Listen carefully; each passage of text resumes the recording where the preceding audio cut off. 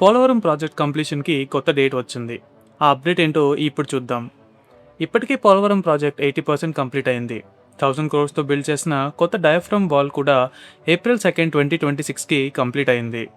ఈ diaphragm wall 1400 metres long and 19 metres deep ఉంటుంది. ECRF dam gap 1 and gap 2 works కూడా ఫాస్ట్గా జరుగుతున్నాయి. పోలవరం ఫేజ్ 1ని మార్చ్ 2027 కల్లా ఆపరేషన్లోకి తీసుకురావాలని ఏం చేస్తున్నారు. రైట్ మెయిన్ కెనాల్ కూడా ఆల్మోస్ట్ కంప్లీట్ అయింది and left main canal works April 2026కి 76% కంప్లీట్ అయ్యాయి. అయితే ఆంధ్రప్రదేశ్ గవర్నమెంట్ 2027లో వస్తున్న గోదావరి పుష్కరాల్లోపు ప్రాజెక్ట్ని కంప్లీట్ చేయాలని టార్గెట్ పెట్టుకున్నారు.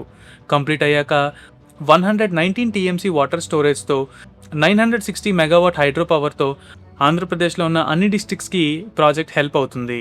మరి ఈ ప్రాజెక్ట్ కోసం మీరేమనుకుంటున్నారో కామెంట్స్లో చెప్పండి. మరిన్ని అప్డేట్స్ కోసం ఛానల్ని సబ్స్క్రైబ్ చేయడం మర్చిపోకండి.